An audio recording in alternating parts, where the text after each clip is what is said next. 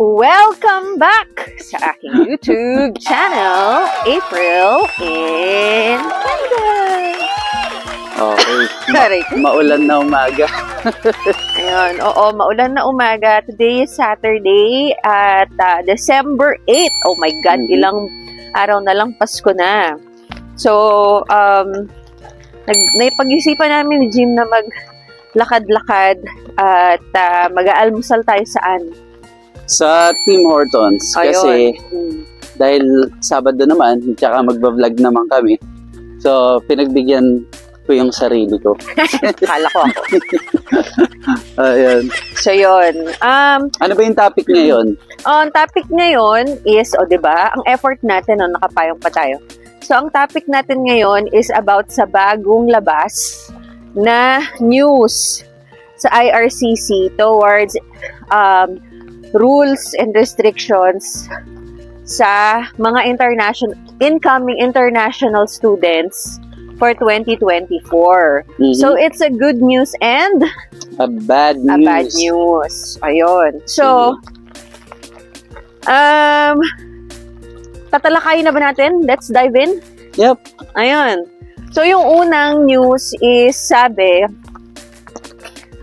good news muna. Good news. Sa mga nandito na sa Canada, no? Ano ba yung good news? Kasi nag-post si IRCC ng good news, di ba? Yung mga pinaka-aantay na balita ng mga international students regarding longer working hours per week. Okay, ano nangyari? Kasi existing ngayon na pwedeng mag-work yung mga nakapag-submit ng application sa IRCC. Di ko alam kung anong date, ilalagay ko na lang dyan sa screen. Na pwedeng mag-work up to unlimited hours, actually. Pwede na ulit. So, pwede alam ko, mag-full-time. Yun yung ngayon. Extended until 2023. Teka lang nga.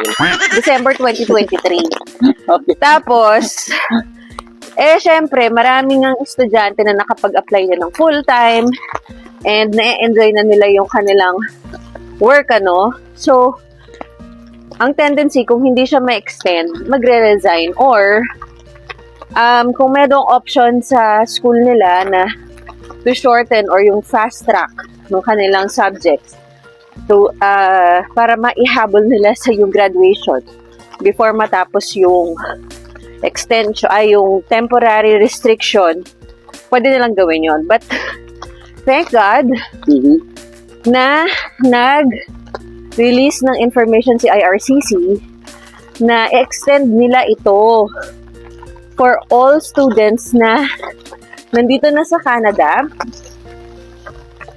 Ang lamig! Nandito na sa Canada. Dito na tayo. Up to April 2024. Okay. So, yung mga nandito na sa Canada, Ganda.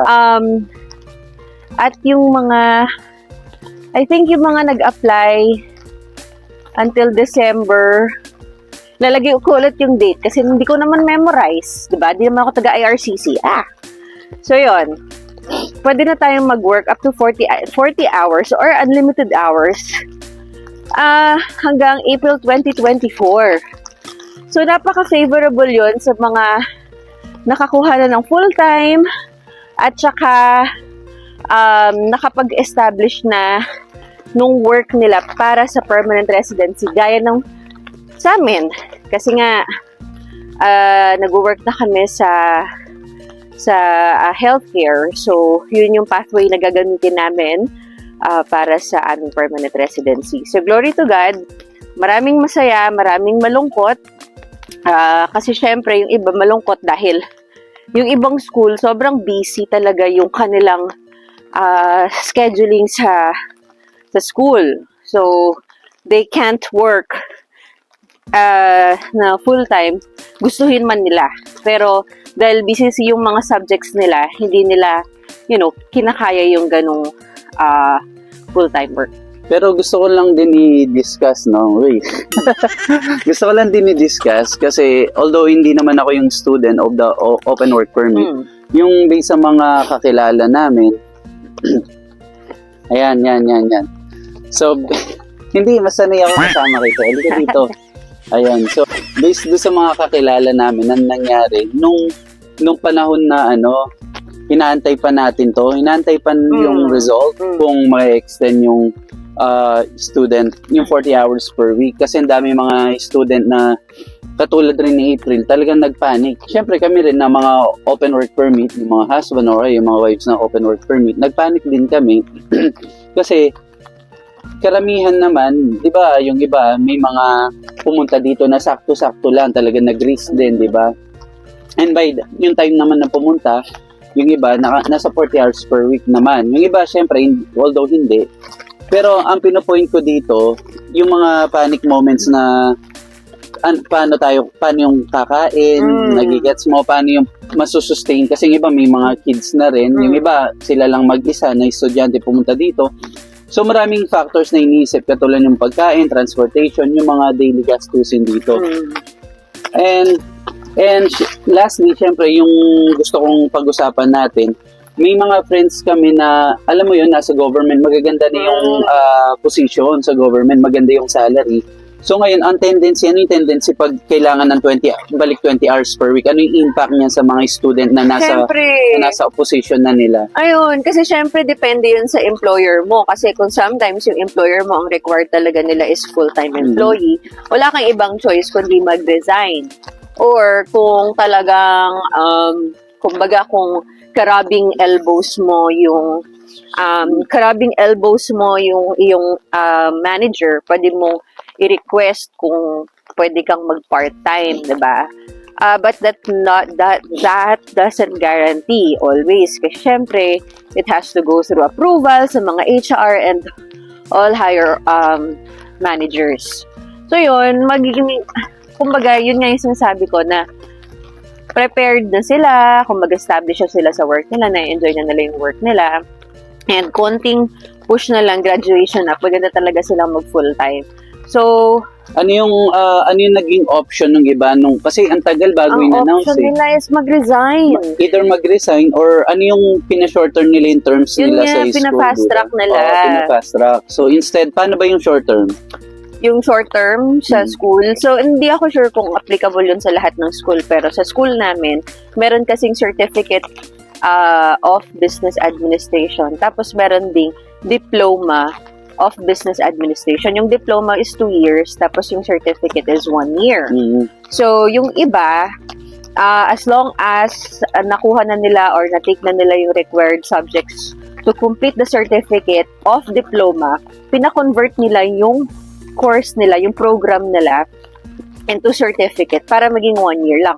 Ang cons nun, syempre, pagka 1 year mong kinuha yung program, obviously, yung PGWP mo, maapektuhan. Magbibigyan ka lang ng 1 year PGWP. Medyo, medyo 50-50 ka doon kasi syempre, hindi naman always guaranteed yung PR na matatapos within a year, diba? So yun. Anyway, good news to sa mga student, no? Nasa student pathway na kinakabahan na hindi ma-extend. So at least na-extend siya up to April 2023. So yung 2024. So malaking news to sa mga lalo na yung mga gagraduate na this coming year. So kasama na doon si April, no, sa wakas. And para sa iba, we're hoping kasi si Canada naman si IRCC naman, sabi nga nila, paiba-iba naman yan pwede naman mag-extend ulit yan. So pag-pray natin na for those na... ayun nga. Meron pang isang kaakibat doon na sinasabi. Na yung bad sabi news? nila, hindi sa good news. Okay, sa good news. Na parang sabi nila, pinag-aaralan ng IRCC ngayon, kung halimbawa ma-expire ito, halimbawa sa 2024, pinag-aaralan nila na instead of 20 hours, magiging 30 hours yung maximum. Actually, which is, it really helps. Oo. Pwede na yung 30 hours, to be honest, masusustain naman, lalo na pag dalawa kayo. So, mas maganda, di ba? Dalawa kayo. Kung mag-isa ka, siguro pag mag-isa ka, for me, pag mag-isa, ang suggestion ko, pwede pa naman yung 40 hours as long na nasa loob ka ng school, university, nag-work. Pwede yung in-campus. In-campus yung tawag doon. So, kung kaya pa ng katawan mo at schedule mo, of course, di ba?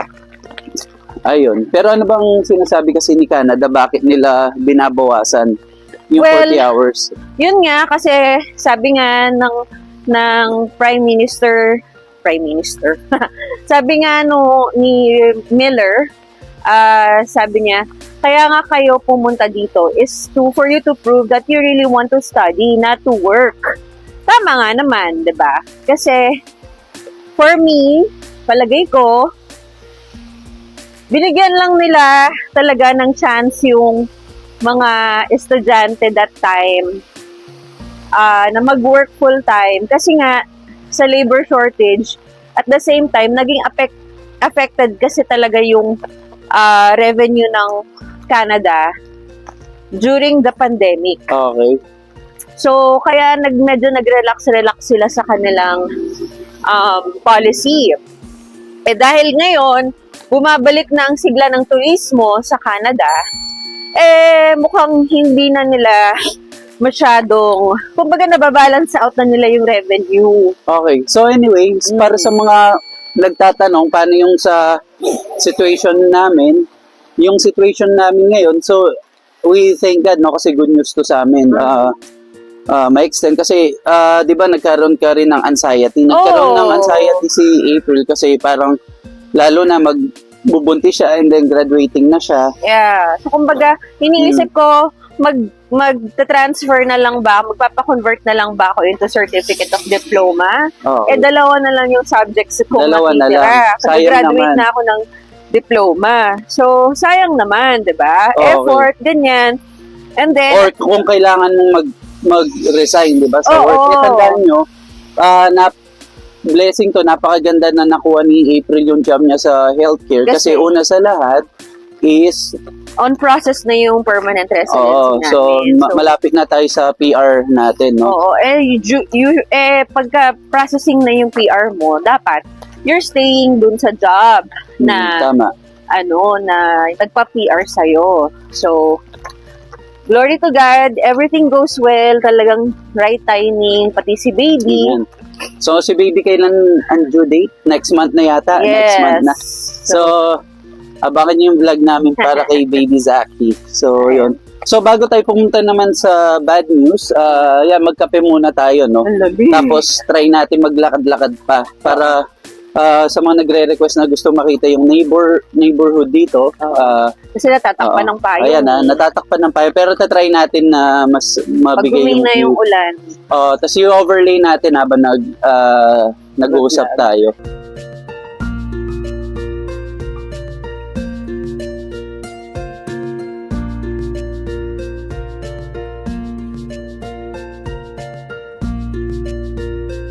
Ayan, so ito yung isa sa mga bagong tayong apartment dito malapit sa amin at sa UVic.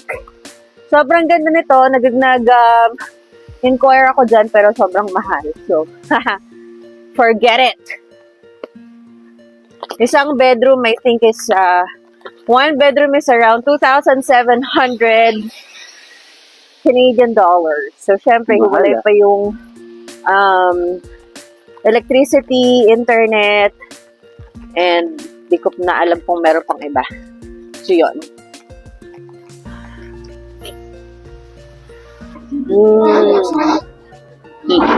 Sarap.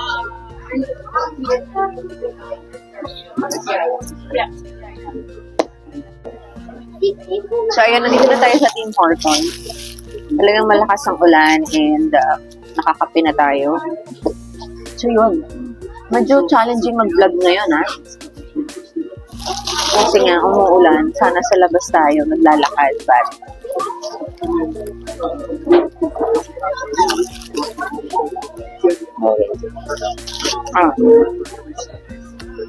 mamaya pag-uusapan natin yung bad news. Kain ng himbundis.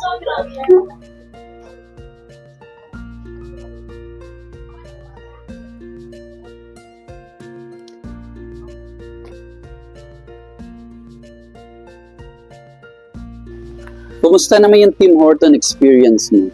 Siyempre, masarap. Uy, Matamis. Nag-ano nga ako, nag-defrost ako ng longganisa. uy, Kaso nagyaya ka ng Tim Hortons. Ang sarap kasi, gloomy.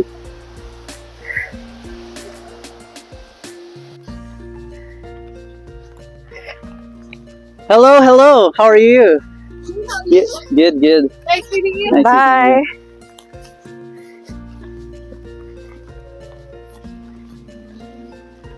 Isa, ha? Fans natin yun. Isa yun sa follower natin, yung aanim na follower. Ayun na nga. So, doon na tayo sa bad news. Ano na yung bad news na yan? So, yung bad news is about the proof of funds ng mga darating sa Canada next year. Kasi, dati, 10,000 lang per student. Okay. Pero, syempre, ano pa yun separate pa dapat dun yung tuition fee mo for the year and then yung daily, yung monthly expenses mo. Mhm. O yun nga, monthly expenses mo yung 10,000. So, ngayon, dinoble na nila. Okay. Ginawa na nilang 20,600 Grabe, something. 20,000. So, dinoble ba? Pero bakit? Para kanino ba yung 20,000 na yan? Yes, bad news siya sa iba. Nasaktuhan lang talaga yung POF. Yung proof of funds nila. Pero, in reality, talaga namang kailangan.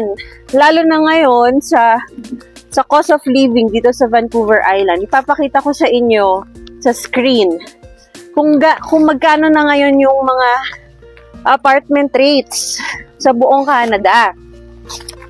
So, sobrang mahal naman na talaga and kesa nga naman mahirapan, which is I feel na napapansin ng government na struggling yung mga international students when it comes to cost of living dahil nga hindi sapat yung kanilang proof of funds.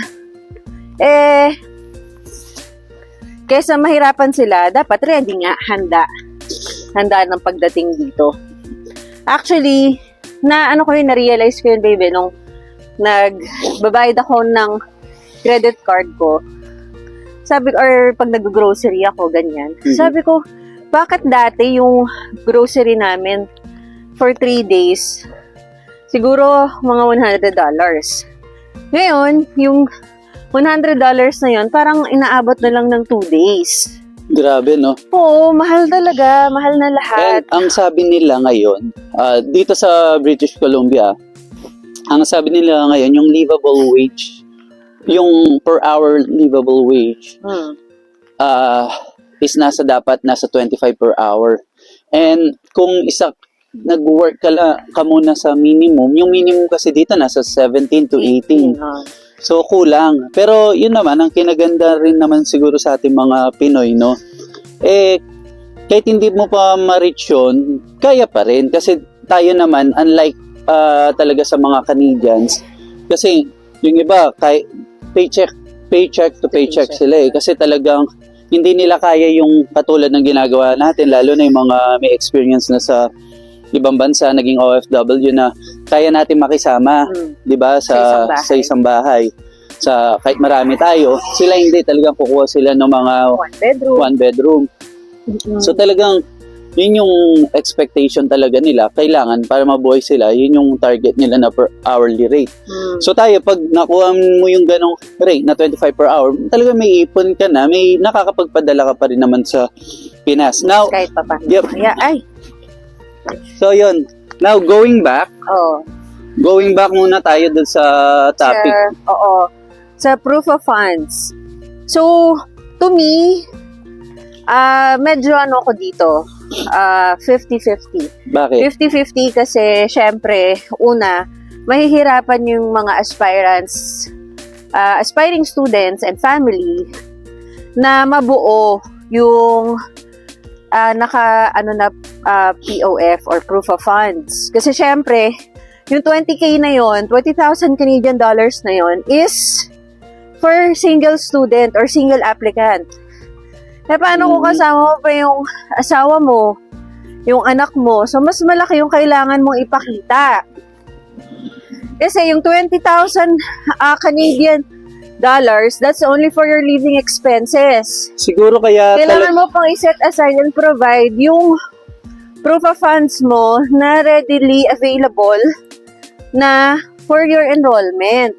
and kaya nila tinaasan yun, guys, no? Kasi marami talaga sila nakukuha ang report talaga na karamihan nakipagsapalaran yung ginawa nilang yung 10K nila dati, ginawa nilang show money lang. Oo. And pagdating which is dito, not advisable. Oo, which is kung mababasa mo sa mga group, kung kasali ka na sa mga Facebook groups na about student pathway, makikita mo, naka-anonymous post sila, pero makikita mo na talagang yun yung situation nila, hindi sila prepared pumunta dito.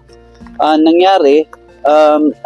Yun, yung una, nade-depress sila kasi syempre, aside from yung stress mo sa deadlines mo sa school, 'di ba? Yung mga assignments and all, niisip mo din kung paano ka mabubuhay for the next few months or pag-iipunan yung tuition fee. Yung iba talaga hindi na daw kaya, hindi na nila kaya kasi wala na silang pang-enroll, yung iba umuwi. wala na silang pang bayad. So, yun nga, we suggest, no, wag niyo lang gawing show money yun kasi kakailanganin nyo talaga. Yes. Pero talaga,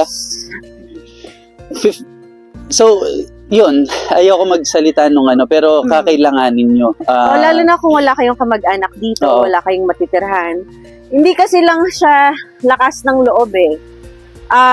Siyempre, kailangan mong maging handa kasi nasa malayo tayo, nasa first world country tayo. So, expect mo talaga na mahal ang lahat.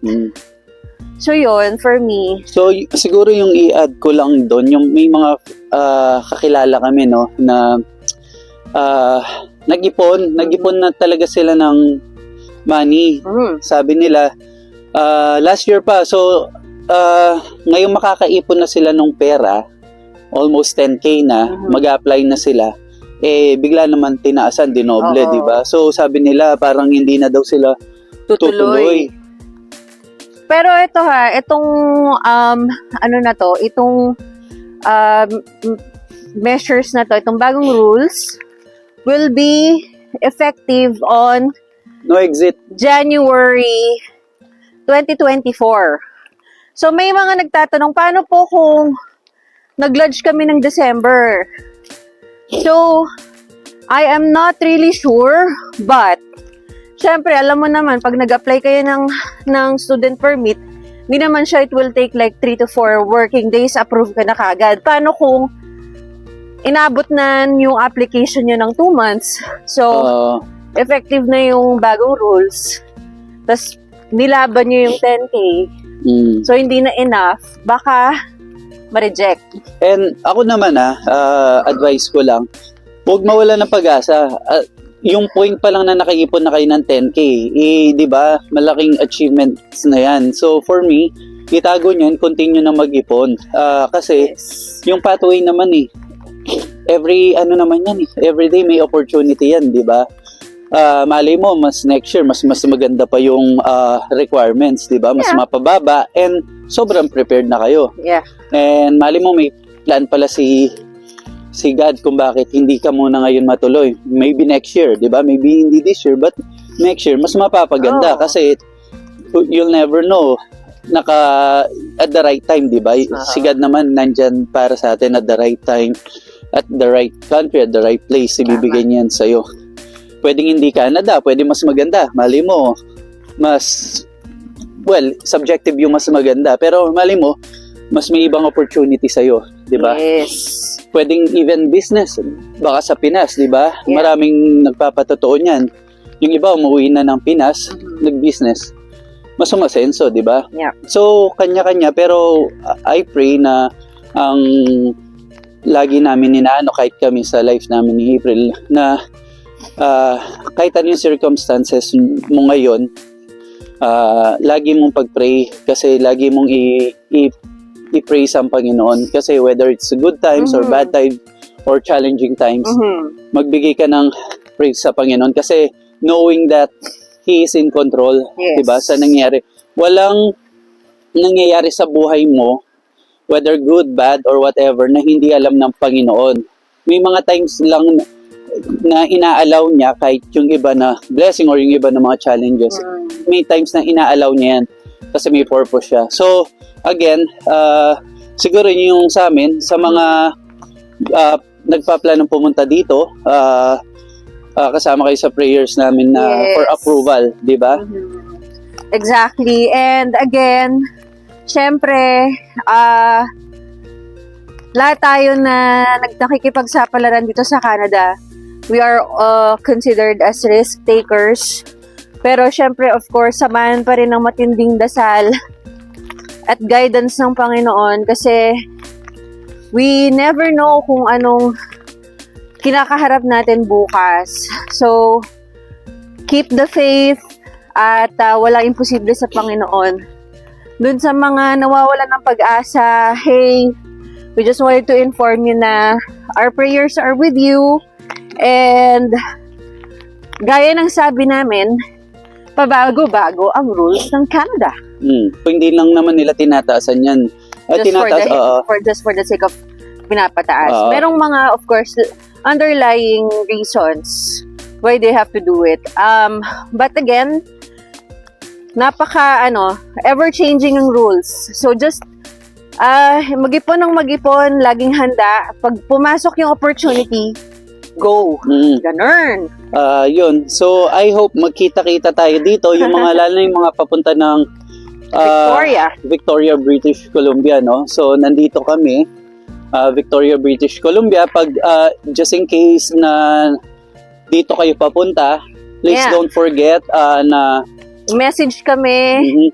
At reach out sa mga naghahanap ng bahay. Again, contact Scout Bees. Scout Bees, yan. Talagang Sila legit yung mga yan. talagang Para hindi iwas tumutulong scam. sa mga Filipinos, especially na naghahanap ng bahay. Okay. Sa mga naghahanap ng church, let us know. Coastline Ignite. Ignite. Church. Every 3 p.m. 2 p.m. Sorry, 2 p.m. Sunday. Okay, so Sa every downtown. 2 p.m. hanapin nyo lang yung Coastline Church. Every 2 p.m. nasa aside from makakapag praise and worship, makakapagpakinig ng salita ng Diyos for encouragement, nandyan rin yung Filipino community. Yes, networking. Napaka-importante. Number 1 sa Canada, i-expand mo yung network. Kasi you'll never know kung sino yung makakatulong sa'yo, lalo na sa paghanap ng job. Tapos nandyan rin yung mga, syempre, church family. Nandyan rin yung, they will pray for you at the same time. Kasi nga, mag-adjust ka mag-adjust ka talaga dito. Pero napakasarap na may kasama kang, church community. Church community, Yes. no? So, yun, magkita-kita tayo sa December 25 ulit, magpo-post kami ng Christmas party namin kasama sila Trisha, Paul, at saka yung iba naming Barkada. kaibigan. Parami na kami ng parami. So, palaki na ng palaki. So, apartment tour naman tayo, no? 2-bedroom apartment, condo tour.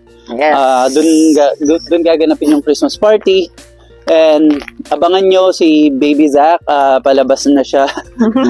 Mag-vlog kami ng aming kasama na natin siyang pregnancy journey. Kasama na natin siya maglalakad pag nagba-vlog kahit umuulan, bahala siya. So, ayun, praise God. Siguro yun, no, pinaka gusto rin namin i-testify, no, pag kay God ka nagtiwala, katulad namin, halos magmula nung pagpunta namin dito, may mga challenges, pero makikita nyo na God will provide. God will provide, God will make a way sa lahat ng mga challenges. And napakaganda kasi doon ka mas lalo nagtitiwala kay Lord, doon mo mas nakikita yung kung paano siya nag-work sa life mo, sa circumstances mo, and everything. So, yeah, palakas na yung ulan. Ayan yung neighborhood namin. Eventually, try namin mag-vlog every now and then. Try namin. Kahit maglakad-lakad muna sa neighborhood. Yeah, kasi magma-maternity leave na ako so hindi na ako busy masyado. And plano namin pumunta ng Quebec.